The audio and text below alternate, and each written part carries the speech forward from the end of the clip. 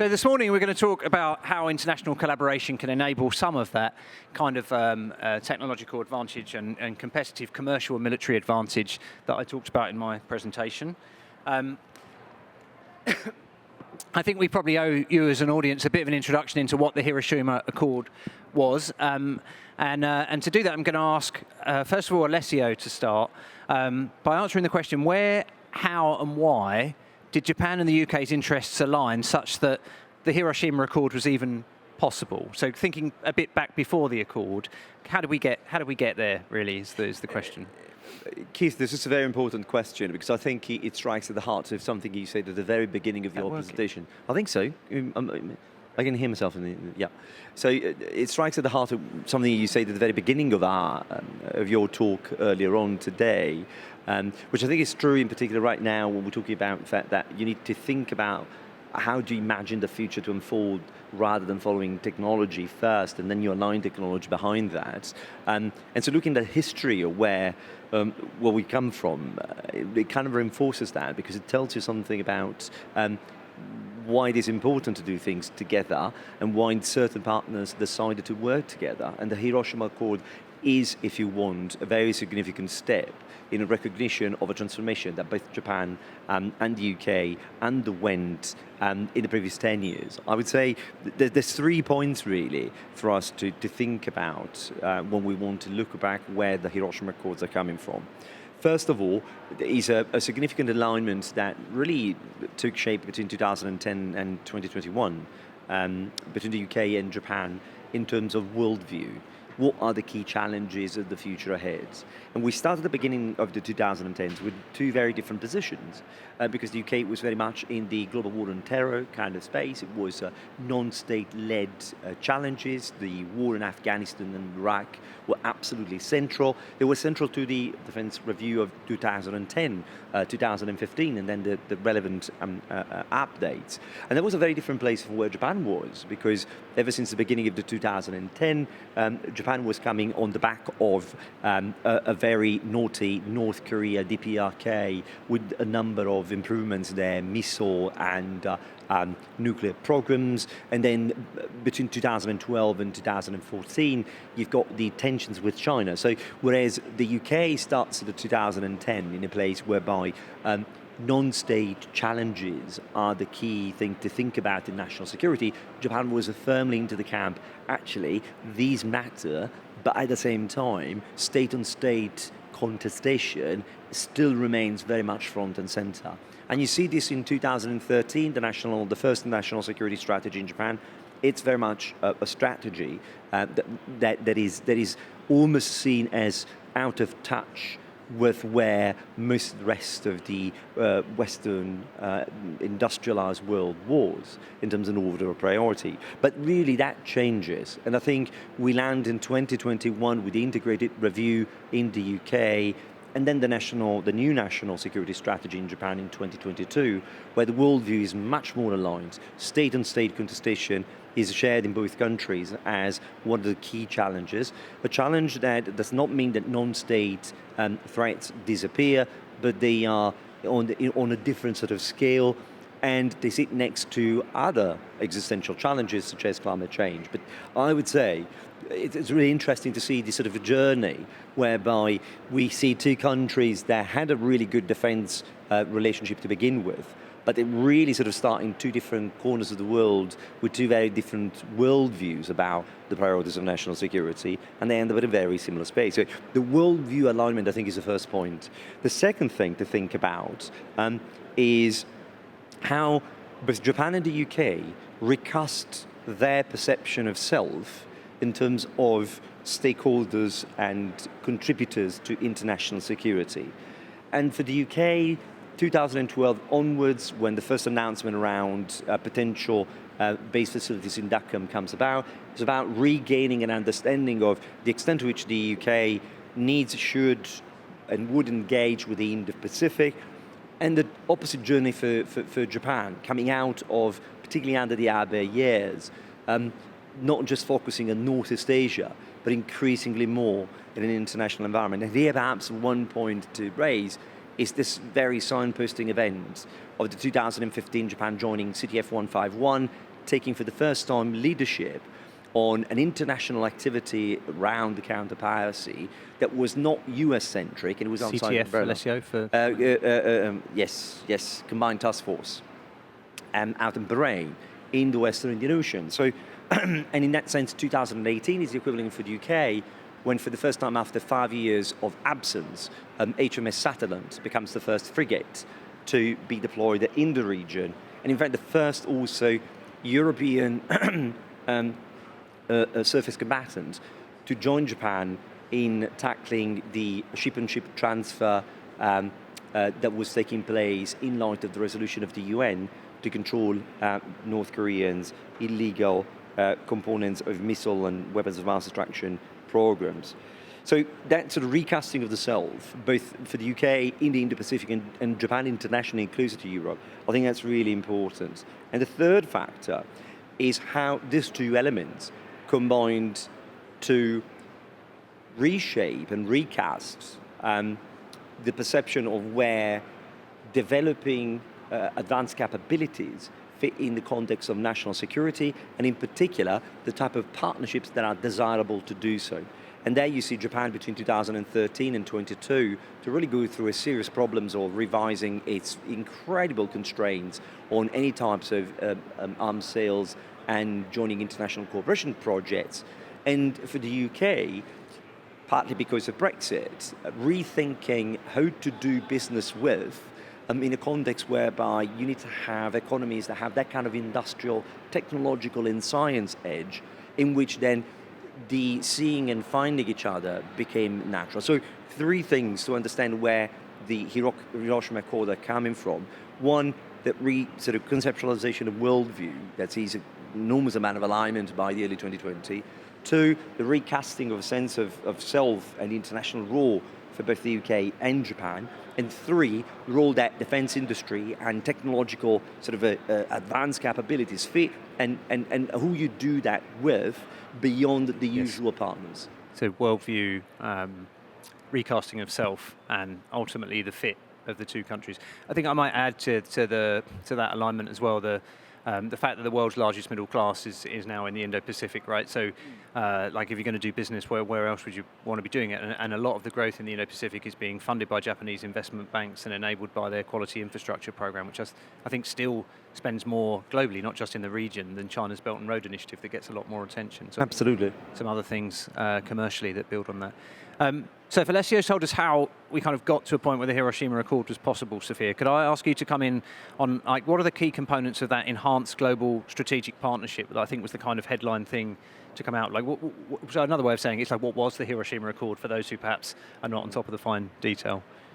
So I would start again at the point just to re-emphasize what Alessio said about this shared worldview. And the reason I just want to drill that home is because we often express a kind of commonality of a worldview with a lot of our allies and partners, but I think the British-Japanese commonality here is actually quite distinct, and it is something that flows into the Hiroshima Accord in a way that is absolutely evident if you read all the documents associated with and the speeches. I mean, even amongst our other G7 allies, this question around common perception of this strategic outlook, there's actually still quite a lot of diversity there.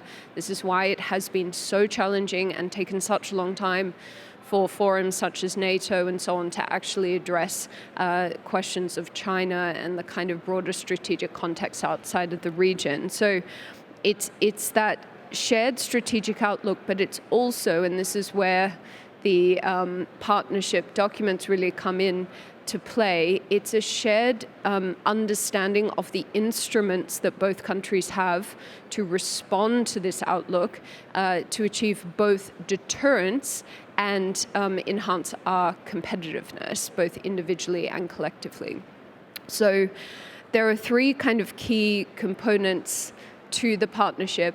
And the first one of these, this is something I'm I work very passionately on, and where I do think Britain and Japan are the guardians of, which is the indivisibility doctrine between the Euro-Atlantic and Indo-Pacific security theaters.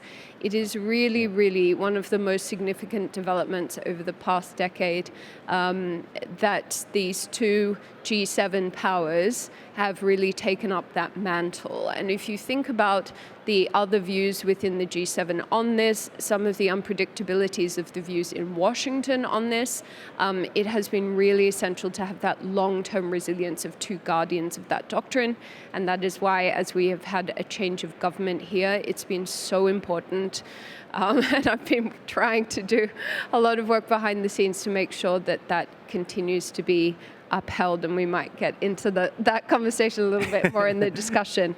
But the indivisibility doctrine between the security theaters basically recognizes that these are completely inseparable, not just in terms of actors, and obviously there's been some pretty concerning developments around the integration of threats, but also that our prosperity and stability of the international order is fundamentally decided in these two theaters. And that in a time of really constrained resources, some degree of prioritization is really, really important. And these are the two spaces that we need to play in. The second kind of thematic area that really comes up in this partnership is this idea of the integration of economic and national security objectives, particularly around advanced tech and innovation. So this is another area in which we don't just share the same outlook, we have the same diagnosis about the instruments and assets that we have to respond to them. Both countries are putting advanced tech capabilities at the heart of our economic growth strategy and our national security agenda. This is how, through cooperation, we will deter. It's also how we will remain prosperous. The third area is around kind of net zero and clean energy. This is sort of advanced manufacturing. There are relationships with the sort of advanced tech story as well. But I think what's really, really interesting about this is, again, you see there is a moral mission to this. It is about the international order, because this is an issue that brings the whole global community together, and in which both countries feel we have a leadership stake. But this is also an area where both countries recognize that particularly China has made net zero quite central to its economic competitiveness strategy. So there is a kind of deterrence function as well for us really making the most of our capabilities in this area. So I think, it's a really, really interesting partnership, because it speaks to shared values, shared outlook, shared capabilities, and it's both kind of warm in a way that is familiar to us with alliances, but it's also really sharp-eyed and hard-nosed in a way that I think really reflects the demands of the contemporary environment. I like sharp-eyed and hard-nosed a lot. I should be stealing it. Al, if I can come to you, I know that we've been doing some work on lessons from Ukraine for the defense of Japan, but if we stick here to just Japan, what are Japan's principal military and defense concerns? Like, what is Japan worried about? So I'm slightly wary about talking about this in front of two Japan experts, which is always a bit of a danger. So I'm going to say some things that I think are really obvious, and then a few things that I think maybe should be obvious, but we don't pay enough attention to. So first of all, Japan is a lovely place in a slightly sketchy neighborhood. So they've got three problematic neighbors, and each of them represents a different form of threat. So on one scale, Japan has for some time now already been conducting civil defense drills because one of their neighbors likes to fire ballistic missiles literally across the top of their country to land in the sea on the other side. They also are an enabler of the world's fastest growing economy for some years, and now soon to become one of the richest and most powerful and most industrialized nations that has disputes over territory.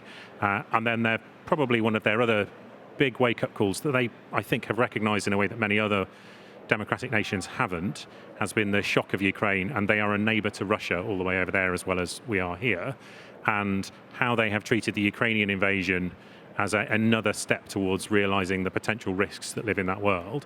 And that is also a nation of which they have territorial disputes, is a key factor.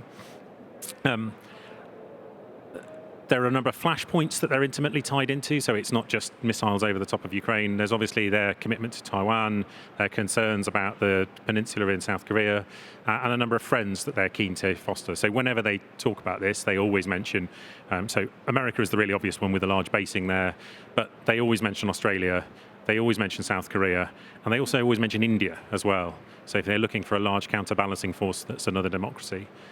All of those feature in their conversations, but there is another element, I think, in their military concerns, which is one that pretty much all militaries have these days, which is the changing technological pace and what that means for the structures they have. So if you look at the Japanese Self-Defense Force, it has a really large, very capable navy. They have the second largest number of F-35s in the world. And yet, against that, we're already seeing all of those countries which have similar attributes try and worry about some of the new threats and scale that emerge from emerging technologies. So not all technology advances at a uniform rate. So the the heavy machine gun hasn't really changed its design since the end of the First World War. It's optimal, it's plateaued. To expect it to be radically new next week, it would be a strange decision. And yet the amount of technology we've seen change in computation and algorithms dwarfs that, as Keith did in an earlier speech, so I don't need to repeat it. But what that means is the democratization of precision. So things that used to be purely the purview of the richest nations are now being able to be reproduced by some of the poorest nations. So you can look at Yemen, arguably on some metrics, the 14th poorest nation in the world, admittedly with outside help, is producing unmanned surface vehicles, UAVs, and ballistic missiles that is threatening shipping in the Red Sea in a way that is demanding high-end first world capabilities at an inordinate expense to protect even more expensive commercial shipping that is then being driven somewhere else. So how we cope with the depth of magazine required to cope with the cheap and capable, while also maintaining those things which we would require to deal with the most exquisite. So if you can shoot down a drone that costs tens of dollars with tens of cents worth of countermeasure, so you're firing a heavy machine gun at it, that's great. You probably had to line all your radars up and make all that sort of stuff work. The odds that will also work for the incoming ballistic missile are essentially zero. So there are no easy, nice, simple, we used to do this and now we do that. We used to do horses, now we do armoured cars. It doesn't work that simply. So Japan also has to face the same sort of challenge and threat that I think people here are struggling with as well. And a lot of that is tied with what people would see in the background here. So Keith had talked about seeing all the constituents to the jigsaw. I mean, what this is an epicenter of supply lines, and how those come together, I think, is really, really important. And that is a key challenge for Japan, to understand what it needs to host, how it hosts it, and what will enable it to do both the high volume and the exquisite. Thanks very much. I think having sort of set up like where we came from, how we got here, and what the challenges Japan faces kind of militarily, maybe the next place to usually go is that thing that's very active in policy debates that Sophia touched on, which is making the case for the indivisibility of the Euro-Atlantic and the Indo-Pacific. I'm interested in how each of you might make that case, and then therefore what conclusions you draw from it. So how would you make the case for the kind of indivisibility of the Euro-Atlantic and the Indo-Pacific, and then what, having made that case, so what? Like, what does that mean for us in the UK and Japan? Sophia, if I can put you straight in the spotlight as somebody who I know has done a lot of thinking on this, slightly unfairly, because you get bounced while others get a chance to think. Well, this for me is a project about keeping Britain focused on the Indo-Pacific, but also keeping Indo-Pacific partners focused on the Euro-Atlantic. So as well as harassing the British government on these matters, I've been down in Canberra 3 times this year, and, you know, working when we were doing the Auckland, the UK-Australia 2x2, you know, the robust discussion in that was really around Ukraine, right? Because, and this is where the Japan example is so important, because when a country like Australia says, well, you know, we have to focus on our region, understandably, so, you know, Ukraine becomes a kind of second-order issue, you can point to Japan and say, well, actually, you know, Japan, another Indo-Pacific partner, doesn't feel that it's a second-order issue, because what they understand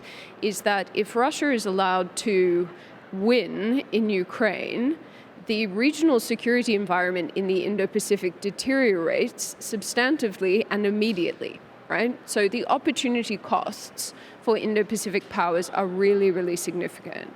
And Japan has been so instrumental in leadership on this point, and it's allowed that point of comparison. So this is, for me, I'm thinking about this in terms of the long-term resilience of the agenda, and it's something that has to be upheld from both sides.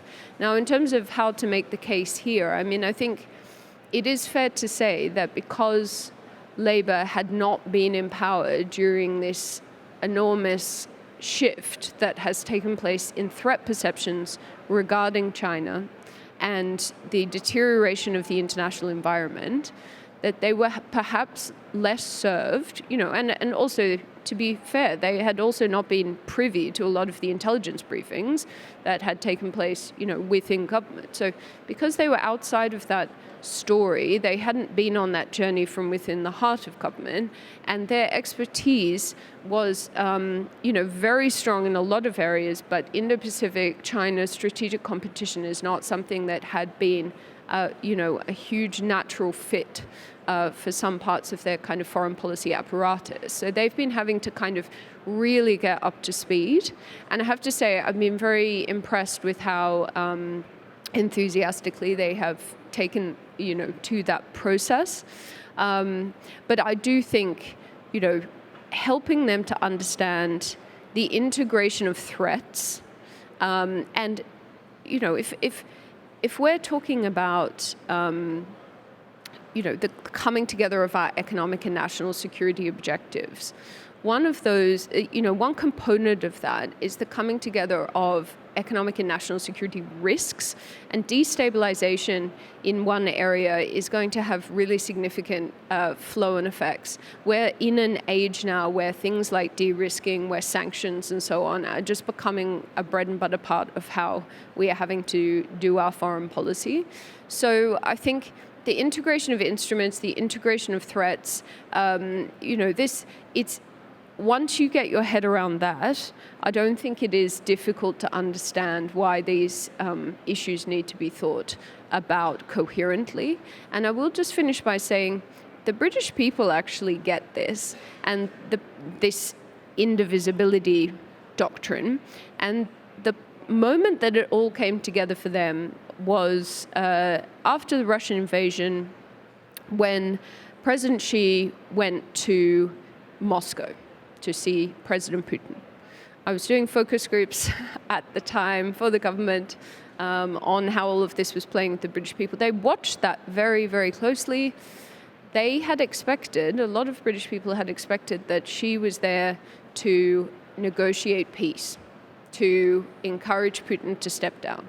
When he left Moscow after 4 days without having achieved any of that, and in fact, China has increased its material commitments to supporting Russia's illegal war against a sovereign power, I think it really hit home for the British people that these threats are connected. So the British people are in the right place on this. Government, the new government's been on a journey very quickly on this. So I think we are in the right posture on this. But I have to say that the culture within government and within all parts of government on this, and being really focused on the Indo-Pacific and understanding that story of the relationships between the two, is quite thin. It is a new culture. And it hasn't really seeped into the DNA in the way that a lot of other things which we know to be true, for example, understanding Russia as our kind of primary immediate threat, it's not as sunk in as some of those things. So it is going to need really constant agitation, attention, and advocacy to make sure that we keep this going and keep it resilient. And completely confident we can rely on you and the man who looks like he's eager to speak into the microphone to do just that. Alessio, did you want to? No, I'll just there's two quick things, because I think Sophia very comprehensively covered the why, right? And it goes back to the point about commonality of worldview and how you structure, if you want, in grand strategic level, the priorities of national security. I want to touch a little bit about on the what and the how. Right, because at the end of the day, yes, they are absolutely indivisible, but at the same time, I think we would be remiss not to acknowledge that if you are in main building at MOD at the moment, what you're really focusing on and you're zooming in is the Excel spreadsheet on all your programs and how you shield them from being axed from Treasury. Really, that's what it comes down to at the end of the day. It's not very sort of pleasantly strategic, I must say, but that's the hard reality of it. And to me, there's two things, therefore, that one needs to constantly hammer home in this space. One, and here I'm focusing on the Indo-Pacific and in particular sort of the Japan and Japan-related space. Let's be absolutely honest. Both AUKUS, and here I'm not talking about just Pillar 1, but also Pillar 2. So submarines, Pillar 1, innovation, Pillar 2. And Pillar 2 is innovation, particularly the Pillar 2 aspects, which, as we all know from a couple of months ago, has seen Japan being talked about as a potential partner on specific projects. And the timelines, let's park the timelines for a second about that, but the key thing is, what we're talking about here is that AUKUS and GCAP, the Global Combat Air Program, they focus on type of capabilities that are going to be absolutely central in a contested world in which maritime and air capabilities, in particular, capabilities that deliver in the sort of like undersea, seabed warfare space, as well as in air, both enabled and propelled by space and AI, it's going to be absolutely critical. Now, if we agree on the proposition that the British government's most significant defense collaborations in the Indo-Pacific are around or revolve around critical capabilities in crucial domains, then the next thing that goes with that is to reflect upon the fact that, and I'm going to be absolutely radical, you can use planes. Never. I'm going to be totally radical here, right? You can use submarine in the Atlantic and in the Pacific. That's a revolutionary idea. Yep. And you can use plane in the skies of the Pacific as well as the North Atlantic. Now, how radical is that, right? Because I think that there is a false dichotomy here when we're talking about Euro-Atlantic versus Indo-Pacific. And that false dichotomy, yeah. it's implicitly assuming that geography is a limitation. But I would say that from a technology perspective and capabilities that unfold from these crucial cooperations, first of all, is geographically agnostic, right? But they are geopolitically relevant for the type of challenges that we face. And I think we need to start articulating that narrative more frequently, because as I said, SSN AUKUS, I am pretty sure will work out fine beneath the waves of the Atlantic as it will in the Indian Ocean or in the Pacific. And the same way, I would imagine, right, a very big bomber would work really well if you look in Russia coming our way or coming from Japan's way. But on the how do, so for me the case from a technology point of view is geographically agnostic, is geopolitically enabled, and it really revolves around the crucial importance of these two domains to thinking about the way in which warfare is changing. But in terms of how, there will still be a question, if you are in main building, how do I distribute my limited bandwidth in between that Europe first and everything else after that? And to me here, the key notion to start thinking about, it's a NATO first, NATO with. And by that I mean, NATO is certainly going to be at the forefront of considerations for the British government, but NATO also is the main framework that links Europe from a hardcore security perspective to the Indo-Pacific through the collaborations with the IP4, the Indo-Pacific 4, of which Japan and Australia are both a key component together with South Korea, three countries that are all very important and matter to the British government. So in that sense, I think as a format, thinking about how to see converging elements of priority that the government is looking at with opportunities that exist already is going to be the best way to maximize the limited bandwidth that one might have. Very good. I'm going to come to you on the same subject of the indivisibility of the Euro-Atlantic and the Indo-Pacific, but from a slightly different angle. I'm interested in what you think that might mean for the defence industrial base specifically, and then we might open that up also into the wider kind of idea of geoeconomics, and then that might perhaps draw Alessio and Sophia back in. Just before you do come in, I want to say, so you all know we've got 10 minutes, so probably we'll do this and then we'll probably have some closing comments from each of you. I'm pleased you framed it in that way because it lets me do one of the more fun things, which is to disagree with someone on a panel. I'm going to disagree with you because you described the UK population as getting it. I think intellectually they do in some ways, but the emotional resonance I don't think is anywhere near as strong. And one of the things I have a fear about, and I think it exists at different levels. So you can see we've seen the move to 2.5% GDP in the UK. We've seen the increase in Japanese defence expenditure, but it hasn't been associated with any sense of urgency. And that's the bit where I think people are failing to make that recognition. So, and we can kind of look at some of the elements that describe that. So if you look at Pillar 1, I think the first Virginia-class submarine goes to Australia, so not Japan, but Australia in 2032. So that's a long, long way away. So that's a very long time frame under which these things are potentially being conducted. And we have open source reporting that trouble is likely to be much, much nearer than that.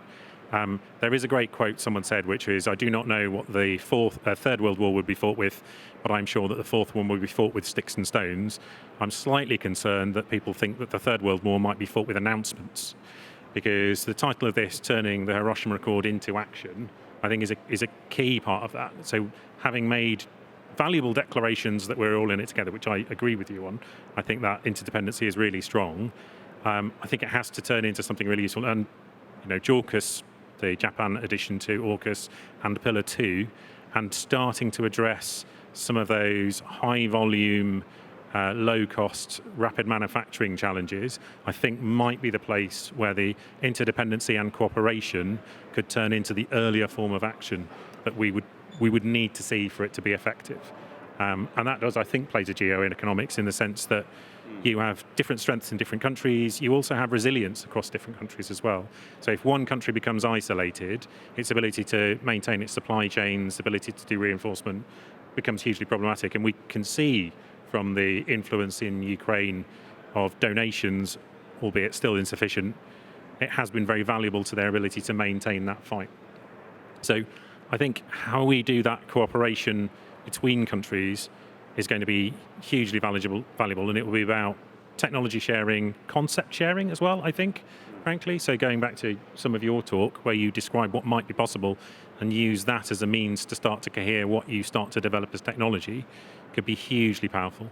But unless there is substantive action, all that will happen is we will have a few less reds on the Excel spreadsheet that Alessio described in the MOD, where they've got slightly more funding for some of the lines they have, but they'll all arrive in 2035, 2040. I think we should give Sophia a right of reply at that point. Yes, men love on panels to make a big deal about how they're disagreeing with me. So usually about a theme on which I've done an enormous amount of research. So I really love when men do this. No, look, I do think that the British people's interest in these areas is underestimated and poorly understood. In fact, some polling that I did in around the Taiwan elections in January was very instructive on this. With the exception of sending British troops, which actually a plurality still a pretty significant proportion of the population actually support. Really? The British people supported an enormous range of British interventions should China pursue a kinetic warfare towards Taiwan. And, I think one of the reasons that they feel this way is because the British people are rather distinct amongst Western partners in that they are very conscious of the idea of the international order, perhaps because we played a very large role in creating it, but also they are extremely alliance-oriented and more so than any of the other G7 countries. The British people will name 10 different countries that they regard as allies. Most other G7 partners, it's about 2 to 3. So I think for all these reasons, the British people can think in abstract ways. Absolutely, Russia remains preeminent in their mind as the most vital kind of visceral threat. And there is still a lot of work to do to get the British people to understand the nature of the threat from China. But it is coming more into view. The British people are very attuned to cyber threats. So they are, I think that's also played a role, because obviously China is extremely active in this area, as are friends in the security services have made clear. So I think, we are in agreement that a lot more work needs to be done on this, and no one can be complacent on it. But I do think that the idea of disinterest and disengagement from the British people should not be a barrier here, because in some ways and on so many issues, they've actually been ahead of where government has been. They had a lot of the realizations earlier than our institutions have. So I'm pretty optimistic about that. But I think the core of all of this is that we do need to start having much more frequent, more serious conversations with citizens about what is at stake here and their role in that too. Because there was this brief moment earlier in the year where we started having some senior public officials talking quite openly about the reality of the threats that we're facing, and they ended up sort of being, there was then a push from Number 10 to kind of, step down from that and kind of back away from that and say, oh, we don't want to scare the British people. I don't think we're doing a service to anybody by kind of backing away in that frame. The British people need to understand, because, if we come back and to your point on AUKUS and to Alessio's point about the significance of this, these are really expensive investments. We are in a time of constrained resources. We're going to have to make some hard choices, but we have to actually be increasing our spending on all of these areas and being much more efficient with how we integrate them so they're mutually reinforcing. So I think, it's better to start having the conversation now, and I do think that the British people would be receptive to it. So, superb answer. I think two things. One, I think I might owe everybody an apology. I try to encourage disagreement on panels and specifically asked Al to try and find something to disagree with. But I also think it worked, because I think what we got as a result was an absolutely superb answer. So thank you. I think, look, to your last point about that serious dialogue with the British public, I mean, it also comes back to Al's point about there's a real risk in trying to fight the next world war with announcements, in that it gives the impression that stuff is happening when it's not really. And in some ways, it's poisonous to kind of the public discussion on this. So I think, so a small apology, but I think it was well worth the disagreement. We've got a few minutes left. I'm going to open the floor up to each of you to take, please, no more than about a minute each, if we're going to hit time. I am really interested in the action part of this. So what? What do we do now? But so last comments from each of you, and please try and be respectful of each other such that we get time for everyone. Brilliant, thanks. So first of all, I'm kind of disappointed. I'm feeling left out. Nobody disagreed vehemently with me about flying jets in the sky, or he hasn't finished yet. Is that finished yet? It's going to come. I'm bracing. But no, I mean, there's three things in terms of what do we do. The action part. I think Ali's absolutely right in terms of there is a distinction between announcing what we're doing and then doing stuff. And I think at the moment, particularly when we think about UK and Japan, I think there's three areas that would see a clear implementation of the Hiroshima Accord on the back of actions that Japan has already been taking with the United States. So there is precedent to make that happen. One, through the Reciprocal Access Agreement and the Hiroshima Accord, we now know that we want to train more together, we want to operate more together, we want to open each other base infrastructure to each other. So that creates a very important opportunity to start thinking about that daily practices of industries and the large constellation of SMEs and primes that support these type of endeavors. So that by practically doing things, we identify what kind of legislation needs to be changed. How do we create connections with relevant companies? That's, for me, step number one. We have a plan of action, let's put it in place, because that will create the demand for the companies that need to support and sort of propel that kind of endeavor.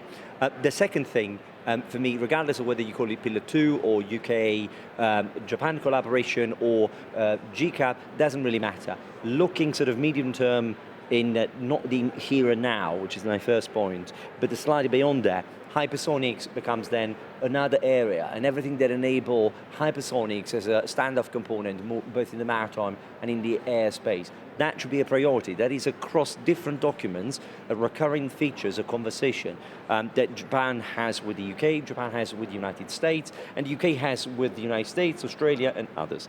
So that's number two. Number three, long term. Hiroshima Accord is about propelling science and technology cooperation. And I think we need to start having a proper conversation at the university level to create these networks whereby defense and security and science and innovation, it's a working group within the leading universities to enable an environment and create an ecosystem that favors that. Thank you. Brilliant. Sophia? The single biggest task is to get the Treasury on board with this mission. And that's the biggest piece of the pie that needs to puzzle, that needs to be, unlocked before we can achieve any of these sorts of things. But I think for me, it's about the integration agenda, whether that's the security theaters or our economic and national security, bringing together all these different parts of the ecosystem, as Alessio's mentioned. I mean, bringing in academia, industry, government, all working much more effectively together. So it's integration. And, I really think that until we start, I mean, this is a radical agenda. And we've used that word a few times in semi-jest, but it is radical. And what we've been doing is we've been trying to optimize our systems to deliver on a completely different geopolitical landscape rather than embracing the disruption that we actually need to get there. We are going to have to do things in a completely different way. And the idea that it should be coming down to a situation where you have a list of projects that everybody is trying to ring fence, it's what we really need is a completely different philosophy that says all of these things need to come together. How do we build machinery of government and an institutional culture to deliver on that? Thanks, Sophia. I don't know what happens if we overrun, Al, so you go and we'll see. So I'm going to annoy you by agreeing with you now. So I think your point about incentives is spot on. There is a sort of lamentation about the nature of the primes and the slowness with which things get delivered, but in many ways the primes exist in the form they do because that is the optimal way to survive the procurement route. So if you do not change the incentives that exist within the system, you will continue to get the same outcomes. I think it was Churchill who said, it doesn't matter how beautiful your strategy looks, you occasionally have to look at the results. I think that one of the elements that would exist within that would also be taking seriously, going back to another of your points about those conversations, the prospect of war rather than just battles. So you cannot mobilize your entire nation for a war that has not started and hold it there, because you will just bankrupt yourself in advance of any fight happening. And if you were one of the opponents, you would just cheerfully sit and wait and watch them hemorrhage all the cash. And the population wouldn't stand for it. Not to full mobilisation. But what you can do is plan, design your economy, and start thinking about what you do need to do. So some exquisite systems you will need to hold in stockpiles. If you have rapidly evolving UAVs and other small systems, you don't need a massive stockpile. In fact, they'll become redundant over the time frame in which you hold them. So what you need to incentivise is an ecosystem that can manufacture, produce, and adapt them.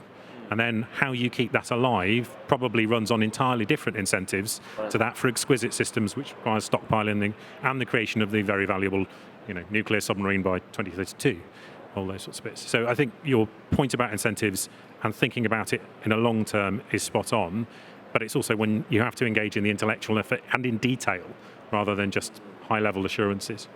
Superb.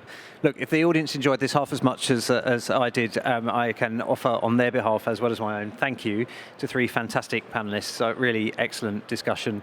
Thank you to all for bearing with us. Yeah, I hope everybody has a very enjoyable day. Many thanks.